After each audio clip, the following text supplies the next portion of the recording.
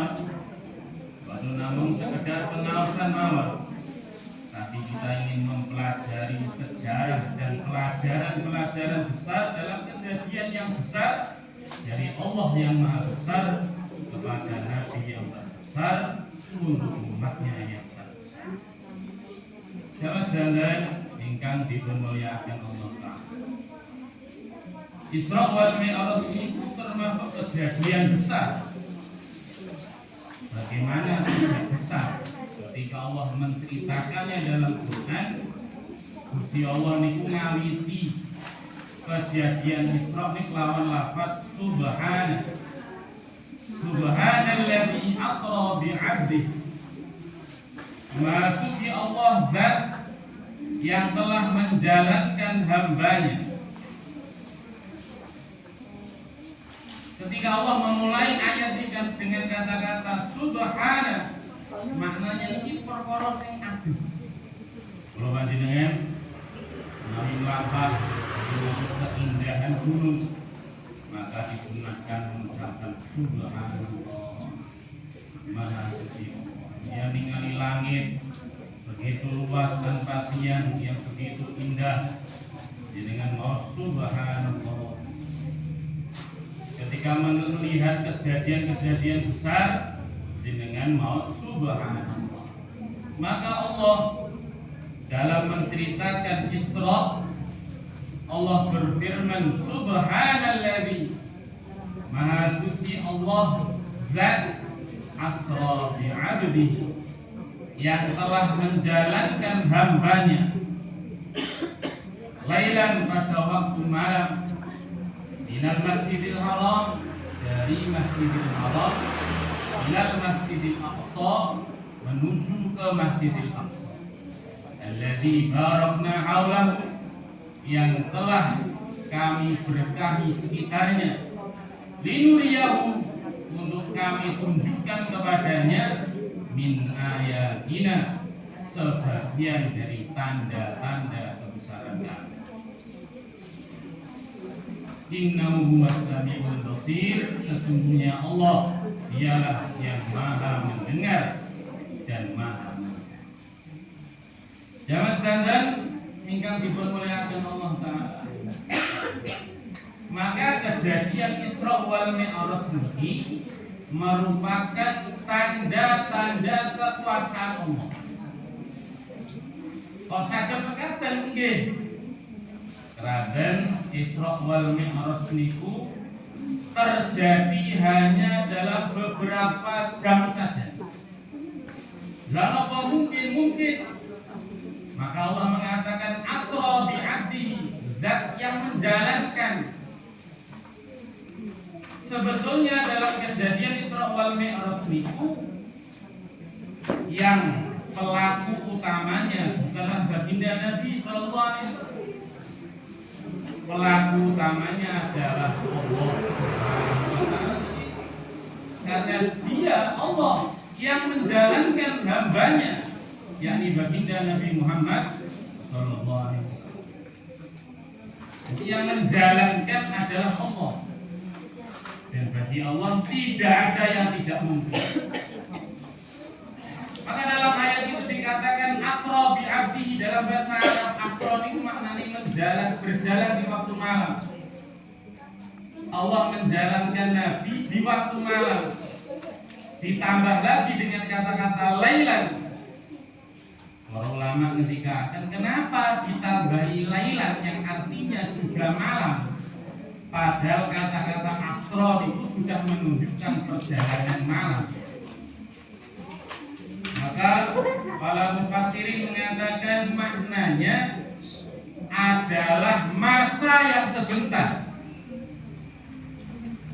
Sebagian ulama mengatakan hanya 4 jam. Jadi Isra wal Mi'raj itu terjadi hanya 4 jam. Dalam kitab Tafsir Shawi, Hasyiah Shawi ala Tafsir Jalalain didakwakan namun 4 jam. Ada yang meriwayatkan cuma 3 jam. Allah menjalankan hambanya dari Masjidil Haram ke Masjidil Aqsa dari Masjidil Aqsa naik Mi'raj sampai ke Sidratul Muntaha, balik malih ning Masjidil Aqsa, mantuk mundur datang Masjidil Haram, semuanya terjadi hanya dalam 3 atau 4 jam.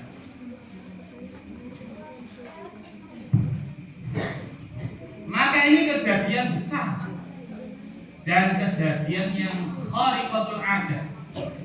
Bukan kejadian sih nggak masuk akal, ini masuk akal tapi tidak seperti biasanya. Khariqatul adat. Jamaah sekalian yang dimuliakan Allah Ta'ala. Maka Isra Mi'raj itu layak diperingati karena di dalam perjalanan Nabi dari Masjidil Haram ke Masjidil Aqsa lanjut ngantos ning Sidratul Muntaha niku banyak pelajaran-pelajaran yang penting. Jamaah sekalian yang dimuliakan Allah Ta'ala, sebetulnya ada sejarah yang melatar belakangi kejadian Isra wal Mi'raj. Jenengan jadi saged memahami betapa istimewanya Isra wal Mi'raj. Nah, panjenengan ngertos latar belakang kronologis sebabnya.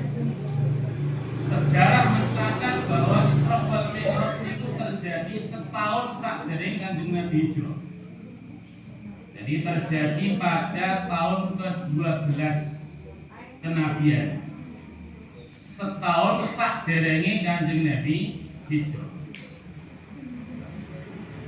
Jamaah sekalian ingkang dimuliakan Allah Ta'ala, itu adalah puncak perjuangan baginda Nabi ning kota Mekah. Di baginda Nabi Muhammad sallallahu alaihi wa ala alihi wasallam itu mulai dakwah, telah dikantuk risalah dari Allah, yuswa sekawan dosa, yang jadi Nabi jadi Rasul. Ya ayyuhal mudaththir qum fa'andir wa rabbaka fakabbir wa thiyabaka fatahhir. Wahai yang berselimut, berdiri berilah peringatan. Maka Nabi dikantuk ayat itu perintah untuk berdakwah. Dia kundur kepanggih kalih garwane Sayyidah Khadijah radhiyallahu taala anha. Beliau mengatakan la rahata ba'da al-yawm. Wahai istriku, mulai hari ini tidak ada lagi istirahat. Berjuang untuk agama Allah Subhanahu wa taala, tidak ada lagi istirahat. Maka Nabi mulai dakwah.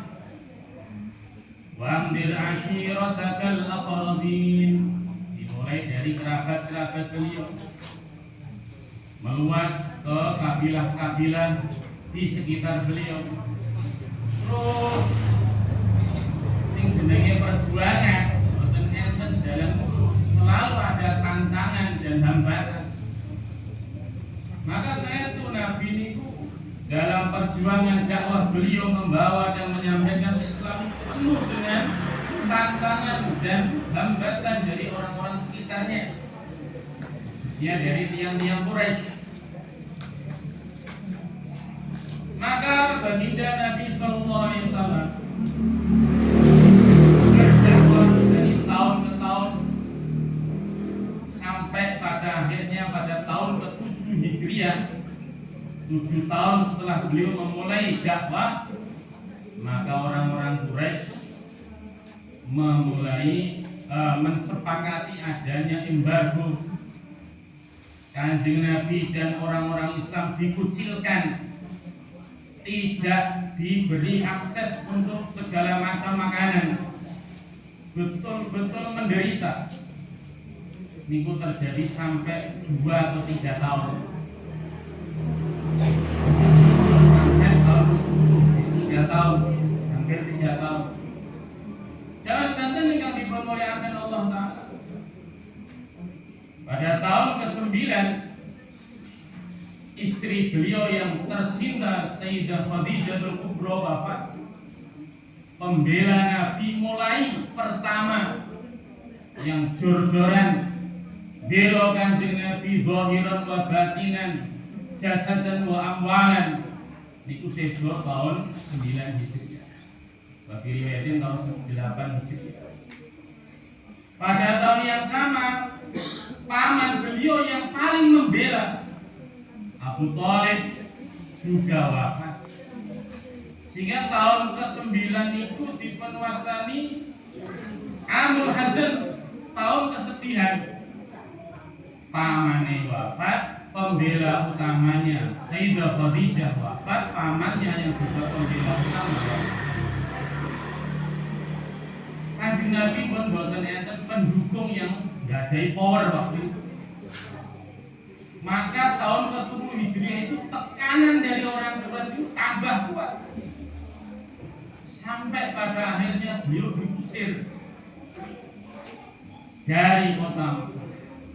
Intinya pun boten enten harapan secara zahir sang yang kiamat. Maka baginda Nabi Muhammad sallallahu alaihi wasallam berinisiatif untuk berdakwah ke kota lain. Maka beliau mengajak Sayyidina Zaid bin Harithah radhiyallahu ta'ala anhu, mantan budak beliau yang kemudian dimerdekakan dan jadi membantu beliau.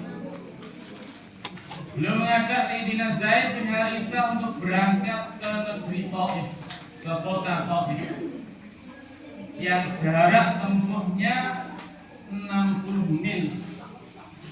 60 mil itu nak dikilokan kira langsung 90 km. Masyan Bororo. Beliau berangkat ke Taif berjalan kaki. Jaraknya 90 km. Yang saya. Dengan harapan orang Taif akan menerima dakwah beliau. Karena di Mekah boten nopo. Maka beliau berjalan ke Taif, jarak tempuhnya 90 km. Dan dengan kita ngertos Taif di daerah pegunungan. Artinya perjalanan Nabi ini boten mandap tapi nanjak. Perjalanan tebih daerahnya gunung. Jangan sekalian ingkang dipun mulyakaken Allah Ta'ala, Kanjeng Nabi berharap semoga nanti diterima oleh orang-orang Taif, Islam diterima, berkembang di Taif. Maka beliau rela berjalan 90 km. Ketika sampai di Taif, maka beliau datangi satu persatu kepala suku di Taif, tokoh-tokohnya Taif, didatangi satu persatu, diminta untuk membela beliau menerima Islam dan membela Islam. Setelah perjalanan yang begitu berat dan begitu jauh, apa tanggapan orang Taif? Mereka menerima boten, mereka menyambut oleh Badrul alaina boten. Mereka menolak Nabi mentah-mentah. Nabi ditolak, ajakan beliau ditolak. Bahkan tokoh-tokoh Taif dan sepakat mengerahkan masyarakatnya untuk mengusir baginda Nabi Muhammad sallallahu alaihi wasallam saking Taif. Boten namung ditolak, diusir orang, diarak. Ini yang bayang nih. Beliau orang yang mulia, yang termulia, diusir, diarak oleh masyarakat Taif, dihina, dicaci maki, bahkan dilempari dengan batu. Begitu pedihnya hati baginda Nabi sallallahu alaihi wasallam. Maka setelah sekian tahun, Sayyidah Aisyah radhiyallahu ta'ala bertanya, ya Rasulullah, apakah ada kejadian yang sangat berat bagi kejadian dalam perang? Perang ini kejadian yang cukup berat karena yang Islam sempat kalah dalam perang. Bahkan Nabi gigi beliau sampai tanggal, sampai copot dalam perang itu. Maka Nabi ini dawuh oleh Aisyah, Lampung, kejadian yang paling berat dalam kehidupanku adalah kejadian Covid. Jadi seberat-beratnya perang Uhud ini boten enten napa-napa dibanding kejadian pas beliau dakwah ning Covid. Begitu berat para, diusir, dicaci maki, dilempari batu para, sampai berdarah-darah. Maka beliau berjalan, kemudian beliau berdoa, mengangkat tangan ketika sampai di Qarnul Manazil, salah satu tempat di Qarnul Manazil, maka beliau mengangkat tangan dan berdoa, Ilahi, ilaika ashku dha'fa ummati wa hawani 'alan nas, ya arhamar rahimin, anta rabbul mustad'afin wa rabbi ila man takiruni ila ba'idin yatajahhamuni am ila qaribin am ila azuwin yatamallak nafsi makudum ilam takun bika alaiya wa bala abad. Beliau berdoa, Ilahi ilaika ashku dha'fa ummati, ya Allah, kula namung saged sambat dhateng panjenengan betapa lemahnya diri, wa qillata hilati wa hawani 'alan nas, betapa lemahnya diriku, sedikitnya upaya dan hinanya aku di hadapan manusia. Ya Arhamar Rahimin, Zat yang Maha Pengasih lagi penyayang. Anta Rabbul Mustad'afin, panjenengan pangeran tiang-tiang sing lemah. Wa Rabbi, panjenengan pangeran kula ya Allah. Illam takun bika alayya ghadab fala ubali. Perhatikan itu kanjeng Nabi yang terakhir. Illam takun bika alayya ghadab fala ubali. Ya Allah, apabila engkau tidak marah, maka aku tidak peduli. Beliau yang begitu dihinakan, dicaci maki, diusir dari Taif, tapi beliau tidak pernah berputus asa dari rahmat Allah Subhanahu wa taala. Illam takun bika alayya ghadab, pokoknya jenengan boten duka, fala ubali, saya tidak peduli ya. Maka Allah mendengar perkataannya, dan itu yang dalam tafsir Jalalain dijelaskan oleh Imam Suyuti, innahu huwas samiul basir, dialah Allah zat yang mendengar dan melihat. Ayat bi qoulihi sallallahu alaihi wasallam, tafsir ini, Allah mendengar dan melihat rengean baginda Nabi sallallahu alaihi wasallam. Allah melihat kejadian Taif itu, Allah mendengar suara. Maka Allah utus malaikat Jibril alaihi salatu wassalam untuk matur ning kanjeng Nabi, wani kanjeng Nabi, ya Rasulullah sallallahu alaihi wasallam, kula diutus kalih Gusti Allah untuk membawa dua malaikat penjaga gunung ini, dan Allah mempersilahkan panjenengan badhe perintah napa kemawon, mereka akan taat ing perintah ini. Maka malaikat penjaga gunung itu mengatakan, ya Rasulullah, qad sami'na qaula qaumika, kami sudah mendengar apa yang diucapkan oleh kaum orang-orang Taif. Nah, panjenengan kersa, kalau kamu mau ya Rasulullah, maka kami akan timpakan Abbasai, dua gunung Abbasai, Nabi Bes, dan gunung satunya lagi kepada mereka. Panjenengan kersa, dua gunung ini akan kami timpakan kepada penduduk Taif sehingga mereka hancur semua.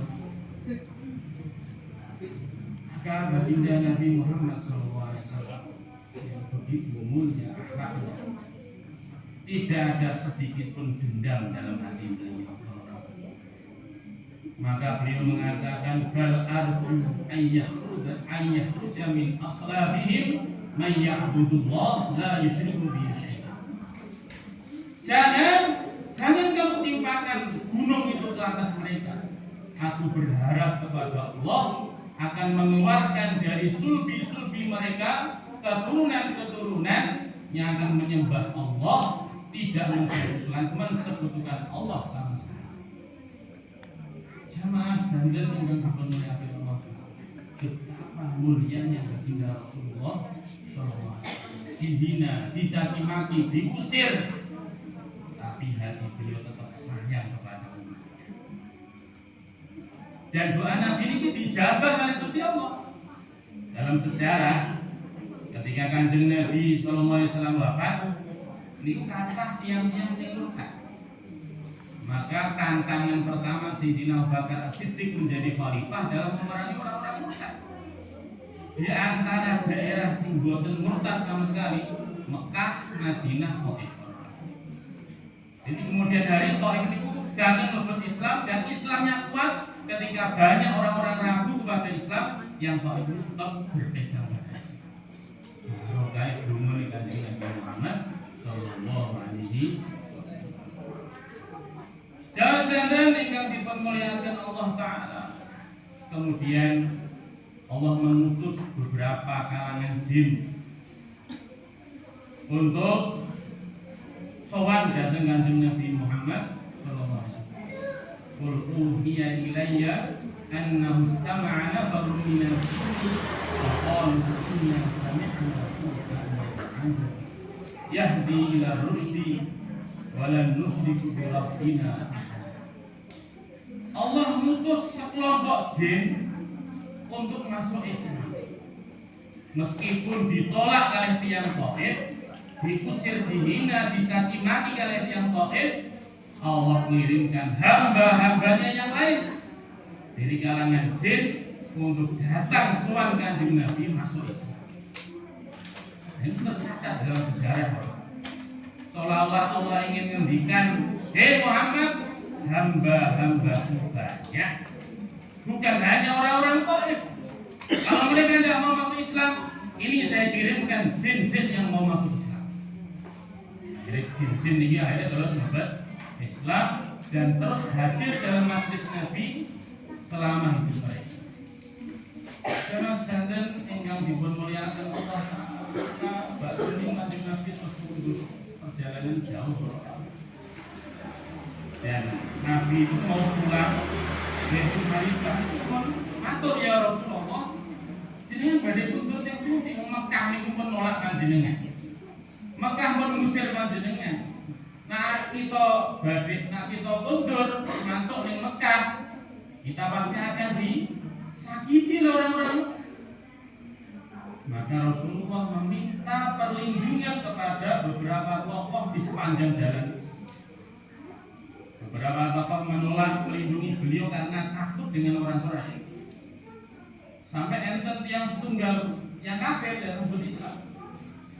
Asmani Mut'im bin Adi yang kemudian siap memberi suaka keselamatan dan keamanan untuk baginda Nabi Sallallahu Alaihi Wasallam sampai masuk. Maka Mut'im bin Adi mengatakan pada anak-anaknya dan kerabatnya dan kaumnya, hei, kita akan memberikan jaminan keamanan untuk Muhammad. Maka ambil semua senjata kalian. Nabi ini mantuk di Mekah, dijogo, dikawal oleh Mut'im bin Adi dan anak-anak kerabatnya. Ketika sampai Mekah, Mut'im bin Adi mengatakan, hei orang-orang Quraisy, ketahuilah Muhammad dalam penjagaan. Siapapun yang berani menyakitinya maka akan aku bunuh.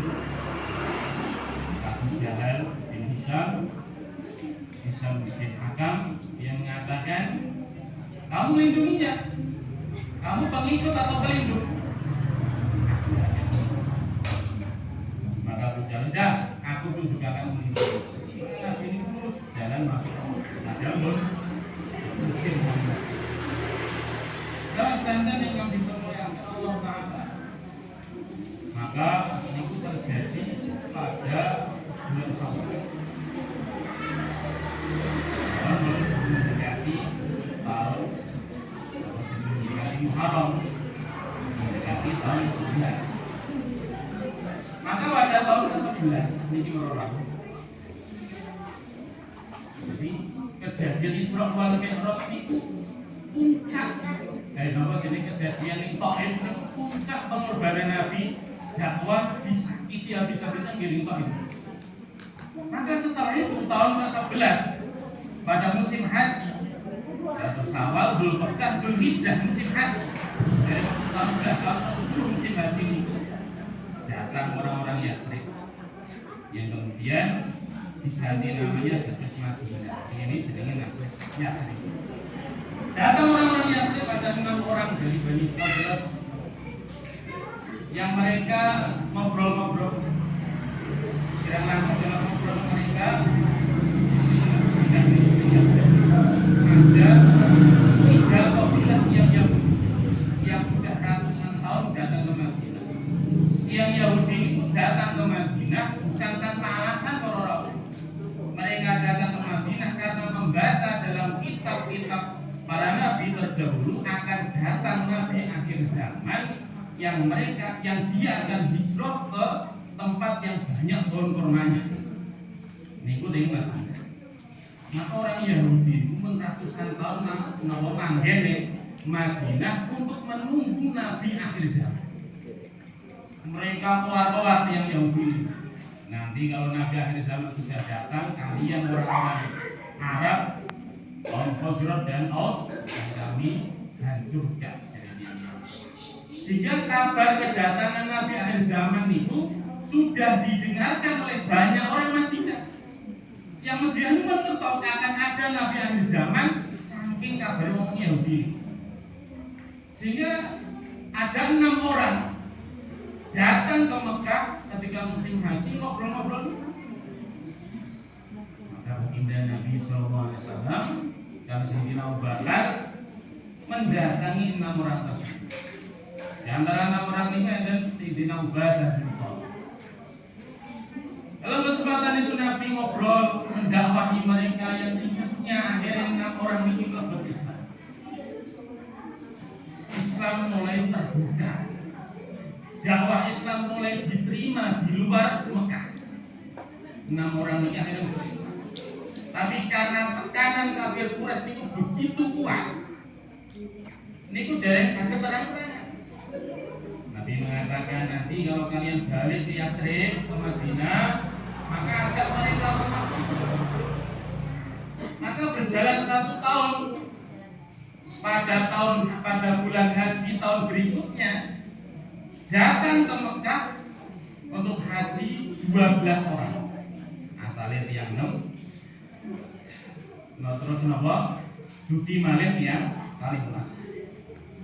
Dari 12 orang ini 5 orang yang sing tahun kepengker, yang 7 yang hanya. Mereka masuk Islam. Kemudian baiat kepada baginda Nabi sallallahu alaihi wasallam. Baiat itu sumpah setia kepada baginda Nabi Muhammad sallallahu alaihi wasallam yang terkenal dengan baiatul aqabah yang pertama. Terus diajak oleh Nabi. Maka 12 orang ini pun masuk Islam.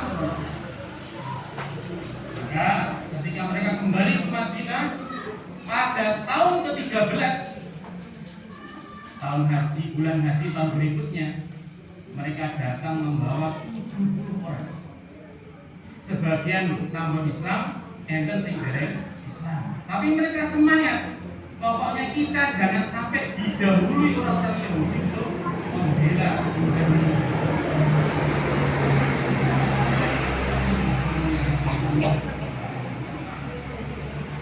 maka tahun ke-13 itu datang 70 orang dari Madinah untuk menerima baginda Nabi. Tahun berikutnya Nabi Sulaiman datang ke Madinah. Nah, kapan Isra Mi'raj ini? Isra Mi'raj terjadi 1 tahun 4 bulan sebelum Nabi hijrah. Isra Mi'raj terjadi pada tahun ke-12 pada bulan Rajab. Mengenai tanggalnya memang ada beberapa pendapat, di antaranya 27 pada tahun ke-12. Napa pelajarannya para yang dimuliakan? Setelah Nabi dakwah dengan tantangan yang begitu berat di Mekah. Bukan namun setahun 2 tahun, 12 tahun maka dari surah Mi'raj terjadi 1 tahun setelah kejadian Thaif. Kejadian Thaif tahun ke-10 akhir, maka setahun berikutnya, setahun setengah berikutnya terjadi Isra wal Mi'raj. Seolah-olah Gusti Allah niku ngendikaken Islam akan memasuki periode yang baru, fase setelah dakwah ditekan dengan berat di Mekah, dicaci maki, dihina, sampai begitu berat dakwah Nabi di Mekah, di Thaif dan sebagainya, maka Islamnya akan memasuki periode yang baru, periode Islam akan berkembang. Maka Nabi itu disangoni, sangoni nopo? Sangu kangge memasuki periode pembukaan Islam. Ini punika diparingi amalan sing jenenge sholat itu seolah adalah bekal untuk baginda Nabi dan para sahabat untuk memulai kehidupan Islam. Dan sholat itu istimewa karena diberikan oleh Allah dalam peristiwa yang istimewa, peristiwa yang besar yang kita kenal dengan peristiwa Isra wal Mi'raj. Jamaah sekalian ingkang dimuliakan Allah Subhanahu wa taala. Maka pada malam itu tanggal 27 Rajab tahun ke-12 Hijriah, Baginda Nabi sallallahu alaihi wasallam beliau dalu niku sare ning daleme Ummu Hani. Ummu Hani niki pembantu atau ibu. Ini orang dekat Nabi sare ning dalem Ummu Hani. Maka di tengah-tengah beliau tidur dijemput oleh malaikat Jibril dibetok ning Masjidil Haram. Ini diterangkan dari tafsir Sawi. Dibetok ning Masjidil Haram, beliau dibelah dadanya, dicuci hatinya dengan air Zam-Zam, kemudian dimasukkan dalam dada hati beliau ilmu dan hikmah. Setelah hatinya dibersihkan, maka beliau berbelanja melakukan perjalanan pada malam. Subhanalladzi asra bi'abdi. Allah menjalankan baginda Nabi minal Masjidil Haram, dari Masjidil Haram. Nitih nopo? Nabi menceritakan dalam hadis riwayat Imam Bukhari Muslim, "Utitu bil buraq." Aku didatangi Jibril dengan membawa buraq. Buraq itu seperti keledai, tapi lebih besar dari keledai, lebih kecil dari begal, yang enten sayapnya. Maka beliau naik buraq. Maka mulailah perjalanan dari Masjidil Haram. Berapa lama? Sekejap langsung sampai. Lalu sampai di Masjidil Aqsa, ternyata para rawuh di Masjidil Aqsa para nabi sedanten arwahe para nabi yang dalam satu riwayat ada 124.000 ruhnya para nabi pun nenggo ning Masjidil Aqsa. Ternyata nabi sudah disungguh di Masjidil Aqsa. Maka beliau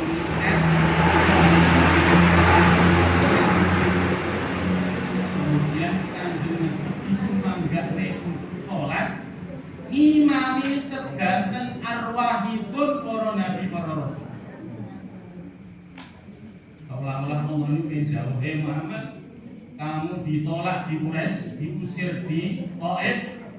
Ini saya datangkan semua arwahnya para nabi untuk makmum ning masjid. Kanjeng Nabi ngimami sedanten arwahe para nabi para rasul, dan itu simbol dari Allah. Beliau adalah pimpinan para nabi para rasul. Dan ini satu kemuliaan para rasul. Kita mangertosi nggih bilih Masjidil Aqsa niku memang masjid kedua yang dibangun di muka bumi. Masjid pertama yang dibangun di bumi niku Mekah. Inna awwala baiti wudi'a lin-nas alladzi bi Bakkah mubarakan wa hudan lil alamin. Masjid kedua yang dibangun Nabi Adam di muka bumi niku Masjidil Aqsa. Ini masjid yang sangat tua Masjidil Aqsa. Tak sambone Masjidil Haram. Dan banyak para nabi itu riyen kiblatnya Masjidil Aqsa. Bahkan Kanjeng Nabi di awal-awal hijrah ke Madinah, Nabi itu sholat kiblatnya di Masjidil Aqsa selama 16 bulan atau 18 bulan dalam satu ayat yang lain. Jadi Masjidil Aqsa itu istimewa, tempat berkumpulnya arwahnya para nabi para rasul. Lalu sinten tentu tiang-tiang Syam, para nabi para rasul sing Masjidil Aqsa, tapi sing yang imami Kanjeng Nabi.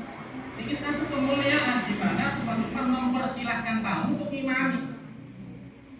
Simbol dari Allah Subhanahu wa taala bahwa baginda Nabi Muhammad SAW adalah pimpinan para nabi para rasul. Maka selepas salat 2 rakaat, beliau keluar dari masjid. Maka Jibril membawa 2 gelas korok. Satunya susu, yang setunggal niku khamar. Maka Jibril menawarkan, ya Rasulullah, monggo diunjuk dengan milih pundi. Maka Nabi memilih susu. Jibril mengatakan, asabtal fitrah ya Muhammad, jenengan leres. Taraf fitrah jenengan niku leres. Jenengan memilih. Nah, seandainya kalau jenengan milih khamar la dhalalat umat, tentu umatmu akan tersesat. Maka Nabi milih susu. Setelah itu beliau melakukan perjalanan Mi'raj di Isra niku sang Masjidil Haram menuju Masjidil Aqsa niku diwastani Isra, perjalanan malam. Kemudian dari Masjidil Aqsa ke Sidratul Muntaha niku ingkang dipunwastani Mi'raj. Jadi kata-kata araja ya'ruju artinya naik. Mi'raj alat untuk naik tangga. Di Masjidil Aqsa niku ada tangga yang menghubungkan dunia ini sampai ke langit pertama, langit kedua, ketiga, sampai ke 7, sampai Sidratul Muntaha. Maka Nabi memulai perjalanan Mi'raj dari Masjidil Aqsa naik ke langit pertama, kepanggil Nabi Adam alaihissalam. Minggah malih, naik malih sampai ke langit kedua, kepanggil kalih Nabi Isa, Nabi Yahya alaihi wassalam. Naik ke langit ketiga, kepanggil kalih Nabi Yusuf alaihissalam. Naik ke langit keempat, kepanggil Nabi Idris alaihissalam. Naik ke langit kelima, kepanggil Nabi Harun alaihissalam. Naik ke langit keenam, kepanggil Nabi Musa alaihissalam. Naik ke langit ketujuh, kepanggil Nabi Ibrahim alaihissalam. Ini sejarah diceritakan dalam Al-Quran. Maka beliau mengatakan, aku melihat Ibrahim itu bersandar ke Baitul Ma'mur. Baitul Ma'mur itu apa? Jadi ning langit, di atas langit ketujuh itu enten panggenan sing jenenge Baitul Ma'mur, itu tempat tawafnya para malaikat. Di bumi enten Ka'bah, tempat tawaf dan tiang-tiang Islam, tiang-tiang mukmin. Ning langit enten panggenan sing jenenge Baitul Ma'mur, niku panggenan tawaf para malaikat. Yang Nabi mengatakan Allah menciptakan 70.000 malaikat tawaf di Baitul Ma'mur dan mereka tidak pernah kembali lagi. Setiap habis langsung diciptakan malaikat. Pun berapa miliar malaikat. Napa sampun dereng naik lagi kan dari Sidratul Muntaha terus Jibril pun boten kuat. Ya Rasulullah, ini batasan saya. Menawi kula kok melanggar maju malih maka saya akan terbang. Monggo panjenengan. Karena itu semua itu biasa. Itu tidak Jibril berhenti di situ dulu. Maka kemudian baginda Nabi sallallahu alaihi wasallam pikantuk perintah sowan dhateng Allah Subhanahu wa taala yang ketika itu Allah berfirman inni taraktu ala ummatika khamsina sholawat asal. Wes, kowe tak wae sangu 50 waktu sholat. Jadi Allah pertama kali memberikan pada baginda Nabi oleh-olehnya nopo pas sholat minggu dalam surah Al-Mi'raj 50 kali sholat. Maka beliau disundiko dawuh ketika turun ke langit ke-7 panggil Nabi Ibrahim yang sing taat paling nopo sholat sing 50 itu lanjut mawon. Panggil Nabi Musa, maka Nabi Musa mengatakan haji dari kau fas'al min rabbika tahfiz, kamu kembali minta keringanan dari Tuhan. Fa inna ummataka la tatik, umatku ora bakal kuat. Maka Nabi terus karena Nabi kelas sing awake dhewe ngerti nek kita boten kuat salat 50 nih. Maka Nabi balik malih sowan malih datang Allah. Sowan malih datang Allah nyuwun keringanan. Fa khaffafa anhu khamsan, maka dikurangi 5. Kantos dalam bentuk balik ini Nabi Musa panggil malih dikurangi kan. Balik malih farji fasal min rabbika tahfi fa inna ummataka la tatik. Balik nyuwono keringanan yang Gusti Allah. Umat ora bakal dikurangi malih, sowan malih dikurangi gansal kawan dosa. Balik malih kami Nabi Musa njaluk meneh keringanan. Sampai berkali-kali hatta yabqa khamsan, sampai tersisa namun gansal. Dan Allah berfirman fa innal khamsa yang ringkas kenapa jenenge kirang langkung mabumipun walaupun 5 tapi pahalanya itu seperti 50 pahala. Ketika kembali malih panggil Nabi Musa ngendikan malih farji fasal mir rabbika tahtif fa inna ummataka la tatik wa inni qad balawtu bi bani Israil wa ahbatuhum. Wis kembali njaluk keringanan iki Gusti Allah. Karena umatmu gak akan kuat, aku sudah pengalaman. Bani Israil kuwi karo Gusti Allah diparingi salat ping 3. Niku mboten kuat. Jadi Bani Israil diparingi salat yang Gusti Allah pagi, siang, sore. Niku mboten kuat ngendikane Nabi Musa. Maka Nabi Musa pun turut isin kate soal malih Gusti Allah. Akhirnya tersisa 5 waktu. Jamaah sekalian ingkang dipunmulyakaken Allah Ta'ala. Betapa besar dan betapa istimewanya sholat 5 waktu.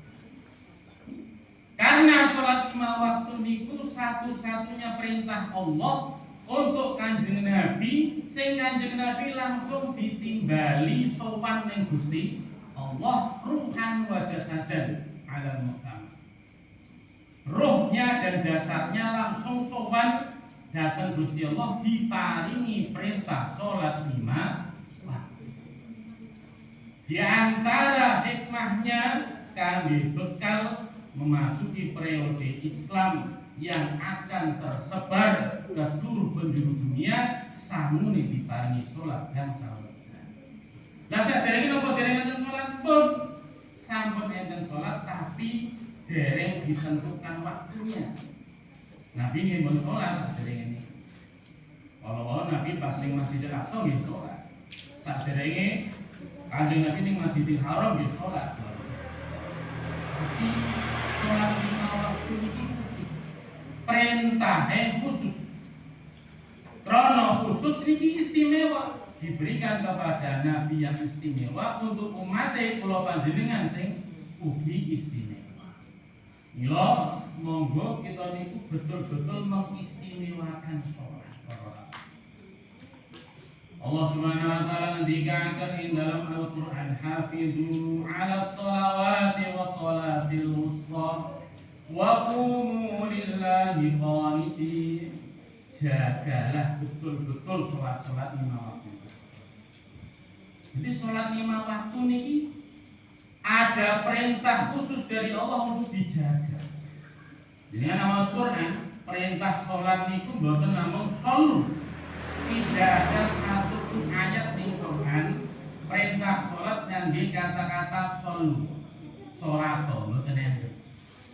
Perintah sholat dalam Quran menggunakan redaksi hafidhu ala sholawat wa aqimus sholat wa aqamus sholat alladzina yuqimuna sholat. Orang-orang yang menegakkan sholat, tegakkanlah sholat, jagalah sholat. Maknanya apa orang? Sholat itu boten cukup namung sekali, dua kali, dino rong dino baru kayak rong tahun. Boten cukup.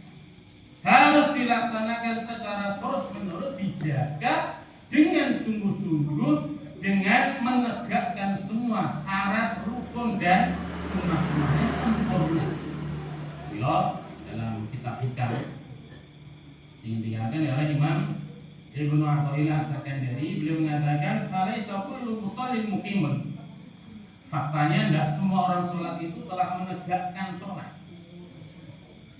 Padahal perintah Quran yang itu supados menegakkan sholat, bukan sekedar sholat. Kalau menegakkan sholat itu terus pundi? Maka hadis dawuh, as-sholatu imaduddin, sholat itu seperti tiangnya agama. Jenenge cagak niku badhe manfaat nak ditekne. Nah diturokne cagak mboten enten gunane. Lah salat itu seperti tiang agama. Maka boten namung sekedar duwe. Jeneng dicagak boten ditekne, boten enten manfaate. Boten namung sekedar salat, tapi ditegakkan. Napa maknanya menegakkan salat? Mengerjakannya dengan syaratnya, rukunnya, sunnah-sunnahnya, adab-adabnya betul-betul diperhatikan. Mulai dari awal wudu, syarat sholat harus suci badan, tempat dan pakaian, dari najis, suci dari hadas kecil, hadas besar. Mulai jenengan bersuci, pastikan badan jenengan, tempat pakaian jenengan suci. Kemudian berwudu dengan sempurna, rukun wudu sedangkan dipun lampahi. Jadi mulai wudu itu mulai tenanan, berarti madhep nih Gusti Allah deh. Kanjeng Nabi ketika beliau akan Isra wal Mi'raj beliau dicuci hatinya.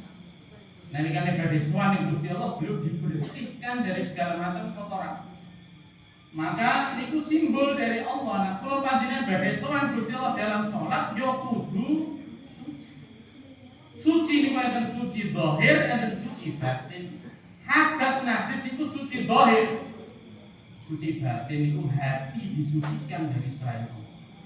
Begitu kalau panjenengan takbir Allahu Akbar, maka tanamkan dalam hati Allah lah yang maha besar. Selain Allah kecil. Kadang-kadang kita niku sholat, tapi begitu takbir Allahu Akbar tujuke ngendikan Allahu Akbar, Allah besar. Tapi hatinya ngomong sawah itu, pasar, pabrik ini, sholat, sing boten Gusti Allah, jaringan omah, jaringan anak, dan itu kenapa jadi hati yang belum menghadap kepada Allah itu sholatnya terus. Ini ngomong pulau biasa, ngomong masih dengar. Ngomong mudur salah dewi kita ini pun bulat balik sholat, dia berdiri dan dia sholat.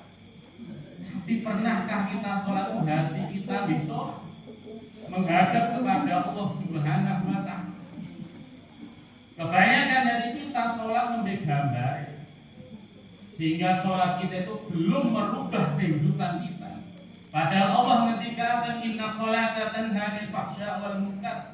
Sholat itu pasti akan mencegah dari perbuatan keji dan mungkar. Kenapa setelah sholat kita membuatkan sholat dan sholat dia tetap maksiat, dan sholat dia tetap nakal? Yang nopo Nabi dawuh man lam tanhahu sholatuhu 'anil fahsya'i wal munkar fala sholata. Ketahuilah orang yang sholatnya tidak merubah perilakunya, dari tidak mencegah dia dari perbuatan keji dan munkar, fala sholat, tidak ada sholat baginya. Artinya ketika sholat belum merubah kehidupan kita, sholat kita itu mumbai Gusti Allah itu dereng sholat. Meskipun secara syarat ya sah, tapi sholat kita itu betul-betul jauh dari harapan. Niku dereng menegakkan sholat, nembe melakukan sholat. Padahal yang dikehendaki dalam Quran bukan namun sekedar sholat, tapi menegakkan sholat. Jadi kita usahakan dari majlis kita niki, terus pundi setelah ini kita latihan untuk benar-benar menjaga dan menegakkan sholat. Terus insyaallah ya. Pun kesalnya.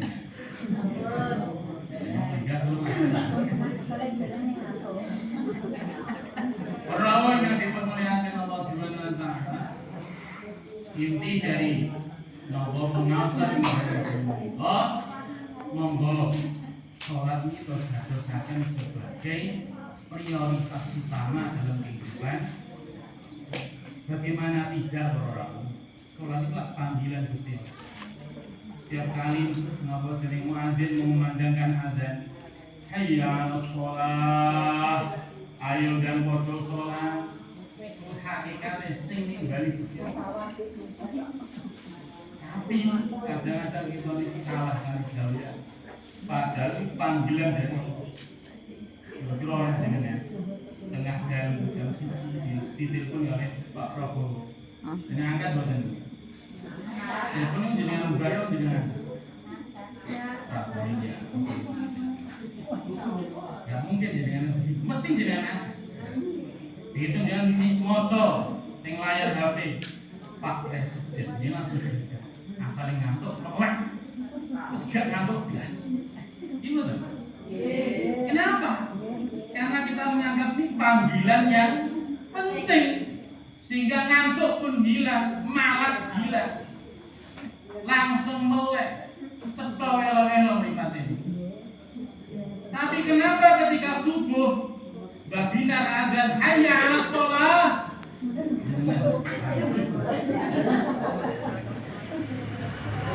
apakah panggilan adzan ini kalah penting oleh panggilan presiden? Kita sudah introspeksi diri. Ketika kita menganggap sholat itu penting, maknanya kita mementingkan hubungan dengan Allah Subhanahu wa taala. Berarti panjenengan yang penting ngersani Gusti. Tapi kok tiang itu remeh nih azan, remeh nih sholat. Alah ada lagi jam 12 jam 7 menit. Ketika seorang meremehkan sholat, manhannat 'alaihi sholat bahwa indallahi ahwan. Ketahuilah di sisi Allah dia lebih. Dia kula panjenengan ngerti. Jadi aku ini ngersani Gusti Allah sak pira derajatku yang ringan. Bagaimana respon panjenengan ketika mendengar adzan dikumandangkan? Panjenengan biasa-biasa mawon, berarti panjenengan yang biasa. Tapi panjenengan langsung gereja panggilan Gusti Allah, panggilan terpenting dalam kehidupan saya, langsung wudhu budal masjid salat jamaah dengan yang istimewa, yang penting mengersani Gusti. Dan inilah yang akan kita bawa oleh kawan dari Allah Subhanahu. Ketika kita mati,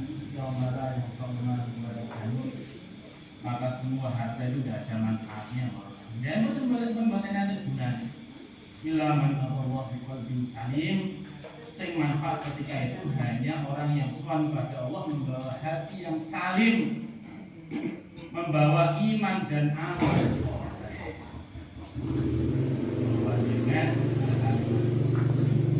pun kakak yang ingin tahun pengker enggak saya di masjid kita sampai di akan datang satu masa kita yang berat. Apa persiapan kita? Persiapan kita kelawan memperbaiki amalan kita, dan amalan yang harus diprioritaskan adalah sholat. Nabi dawuh, fa in sholuhat sholuhat sa'iru amali. Wong kok salate sae sedanten amal sanese nderek sae. Wa in fasadat fasada sa'iru amali. Kalau sholatnya buruk, maka amalan yang lainnya juga. Sholat ini prioritas utama kita.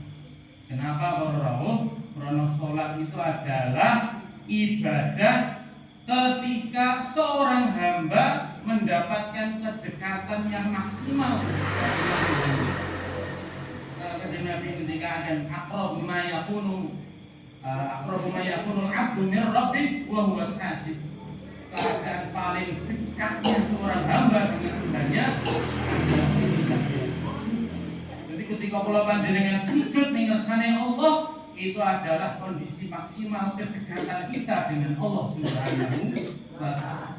Dan itu kita laksanakan di dalam sholat. Dan ketahuilah, beja wonten yaumil kiamah, tanda-tanda umatnya Nabi besar Muhammad sallallahu alaihi wasallam akan dikenali dari bekas-bekas sujud.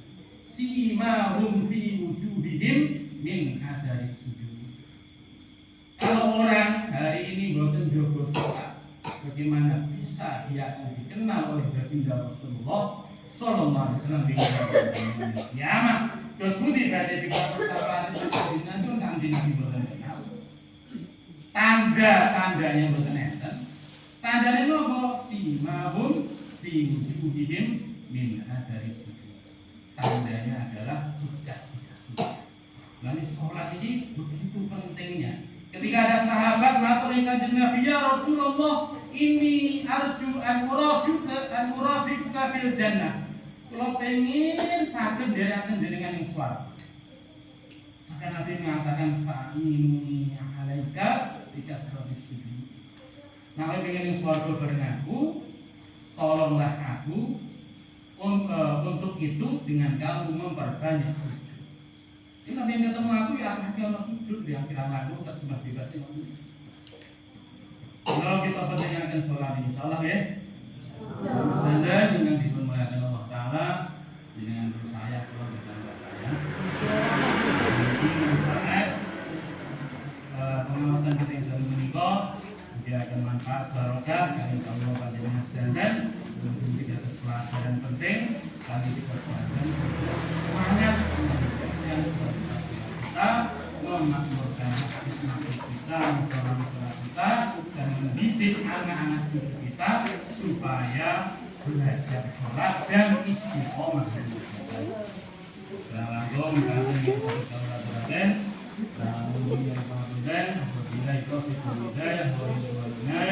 Subhanallah wa bihamdihi subhanallah wa bihamdihi Assalamualaikum